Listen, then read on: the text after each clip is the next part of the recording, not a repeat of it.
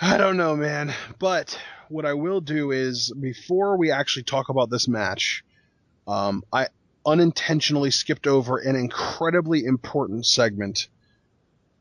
Paul Okay. Heyman shows up backstage, and the authorities talking about how they don't worry, they need, they know what Plan B is, talking to Seth Rollins, and then Paul Heyman shows up, says that he's been around planning his moves, and that he likes their Plan B, but if they ever need a Plan C, he's the guy that they should talk to. And then he walks off. Stephanie says that she never trusts Heyman, and then that was when we cut away. But still, this segment cannot be overstated because this segment was almost too understated. It felt so subtle.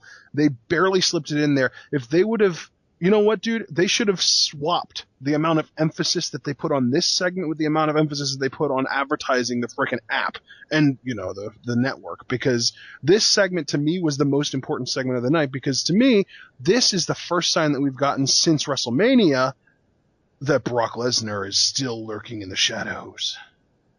And that's something that should have been advertised in the ring to me. Paul Heyman does his absolute best when he is in front of an audience.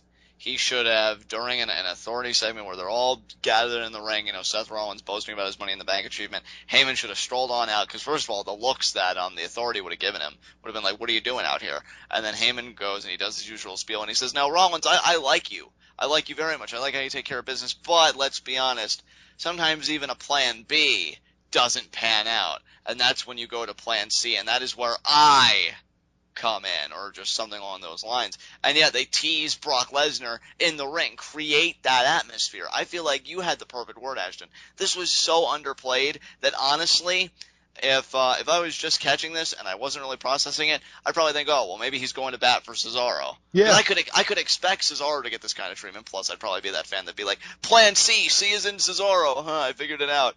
But it's Lesnar. Lesnar's coming, and I don't understand why a bigger deal wasn't made out of that. So this is just another one that didn't necessarily irritate me, but I'm like, come on, guys, you know better.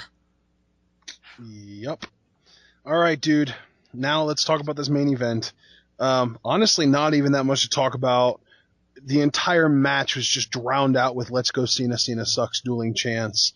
At one point, Roman Reigns tags himself in and gets a bit of a pop, but that's really the only extent that he got any kind of reaction, because everyone was just so freaking focused on Cena that it was painful to watch. Yeah, I mean, what are you gonna do? He's on top. He's been on top for so long. Reigns is slowly making the ascent, but it's a shame that even he really couldn't take it away from Cena there. And I just really didn't understand this crowd focusing so much on him. Really, all I vividly remember is the Reigns hot tag, because he came in and he was destroying everybody. Did his drop kick that you and I love, where he lands on the apron to Orton, nails the Superman punch to Kane. So things really begin breaking down.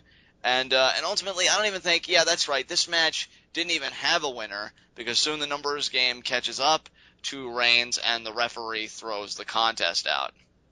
But actually, before that, Ashton, we also had a critical moment in this match that I think is cause for great concern. Yeah, Seth Rollins injured his knee. Now, here's my thing, John. Okay? First of all, if this injury is legit, it's huge, but, and I want to cover both scenarios here. If this injury is legit, I think that the WWE really looked into something here, because they can say Dean Ambrose is injured from the beatdown and can't make the pay-per-view, rather than needing to put it on Rollins.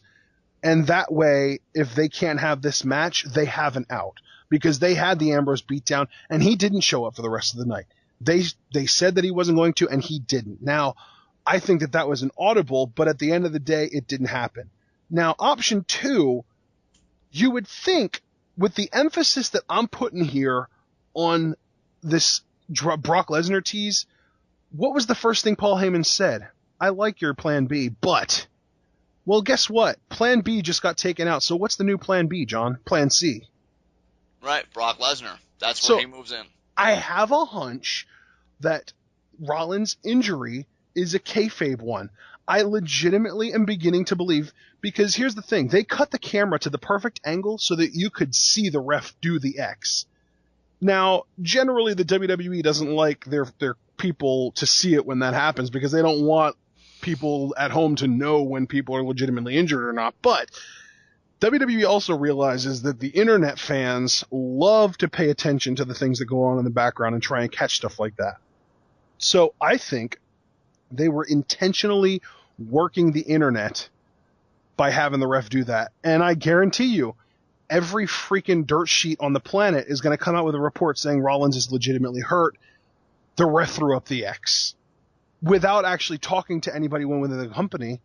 And I honestly am beginning to believe that that injury was a work for the sole purpose of turning Plan B into Plan C, because it's the WWE's way of avoiding the plot hole that would exist if Rollins did not cash in at the end of the night at Battleground. And it would make so much sense for him to, because whoever wins the title will have just been in a massive fatal four-way match with 3 other guys. And if Rollins wouldn't cash in, it would make no sense. So they're taking Rollins out of the picture temporarily, and it's going to give them an opening to use Lesnar.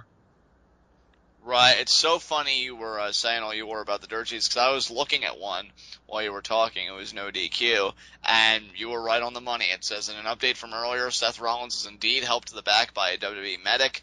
Another fan noted that it definitely looked like he injured his knee or leg. So, pawn to king 4, exactly. I would love to think that you're right about working the internet, and you just might be. I mean, WWE has done that kind of thing in the past, so I wouldn't put it past them to do it again. Now, don't get me wrong. It might be more just wishful thinking, because, again, if it is a legit injury, it's terrible, because not only does the WWE now not have Bryan or Bad News Barrett, but now frickin' Rollins, too. And that's the last thing they need. I just hope that I'm right when I say that I think that it was a worked injury. I hope you were as well, because we need Rollins right now. I feel like the Ambrose-Rollins program was just about to hit that next gear with their first formal one-on-one match. That was announced for Battleground and probably could have stolen the show. But now we have to wait a little bit longer, and that's fine, because good things come to those who wait, and Rollins' health is the top priority right now. But it just sucks that it had to come at this time, when there's already so much hoopla, and deservedly so, over Bryan being out and the uncertainty of his future, and Bad News Barrett having to make it back and surrender the Intercontinental Championship to do so. It's it's a trying time for these guys. Yep. And by the way, this just in, WWE is now selling a Sting t-shirt on WWEshop.com. Slowly but surely, he's creeping up in all parts. So yeah, they attack Roman Reigns, Orton, Kane, and Rollins do. Oh God, dude! Kane. Tyler Breeze took a shot at the Miz on Twitter. Yes, justice is served. He said Prince Pretty equals moneymaker, Miz equals Uggo. # Raw. I want him to debut and take the Miz out so bad. I know. But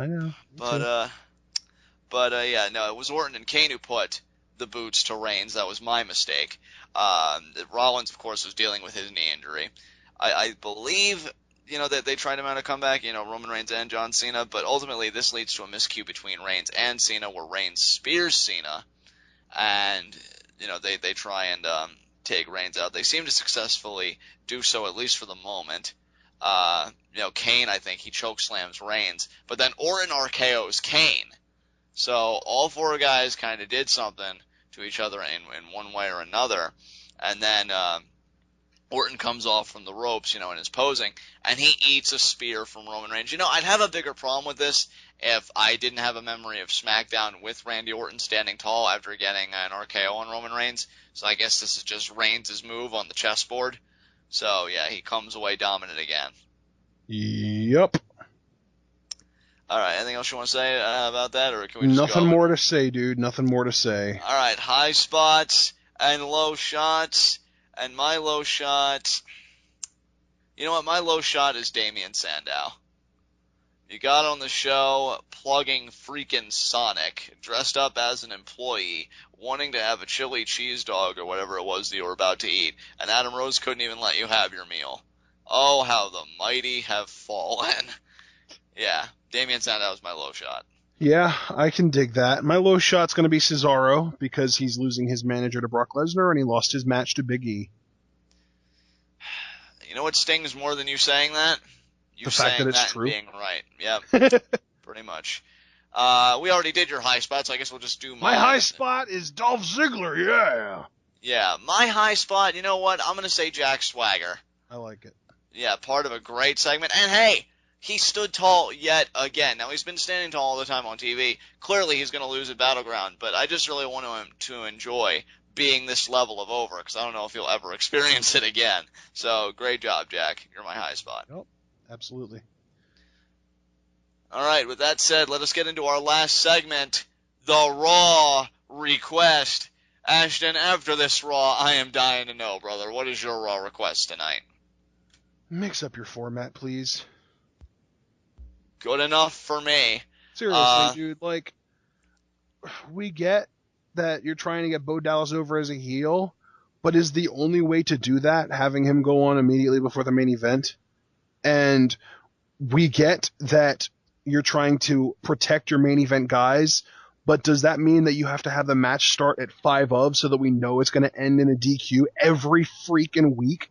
Seriously? Like, I know that Kevin Dunn hates creativity, and he hates anything new and anything that might be cool and anything progressive, but seriously, dude, wake up.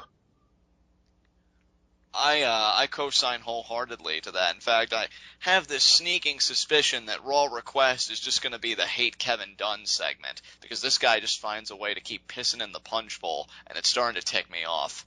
But So what's your that's Raw request, John? my Raw request. Let me think about this, because I wanna give something different than yours. So I thought you really captured it perfectly. You know what? No, that's not good. Oh God, you know what? I'm trying to think because this Raw was so bad. I co-signed onto yours, but again, I want something original. You know what? Yeah, don't with the whole Jericho Wyatt thing. Keep that going. But you know what? That's what I'll say. That's what my request is. Keep upping the ante. I guess it's kind of like yours, but I think the thing is, like, with yours, it's like very formulaic, everybody doing the same thing and whatever. I think I'll do kind of the solution as my request. You address the problem and just avoiding the problem. I want to say as my solution, keep upping the ante. Like with the whole American segment, as over as that was, you could have had Coulter talk about Russian history because there's a lot of negativity to it. You could have had Damien Sandow impersonate Sting. Stop. You know what? That's how I'll phrase it. Stop missing your opportunities. Because that's I think one of the it kind of feeds into your So problem. my heat of the night last week has translated into your Raw request this week. Pretty much, yeah. Yeah, really, because I realize how perfect it is. Because really, in its own weird way, Ashton, I think everything that you and I have been saying, it all kind of feeds into each other like a snake devouring its own tail. It's ridiculous. Stop missing your own opportunities. Be the WWE that when I was growing up as a kid, my idea of an oh my god moment was Big Show and Brock Lesnar shattering the ring.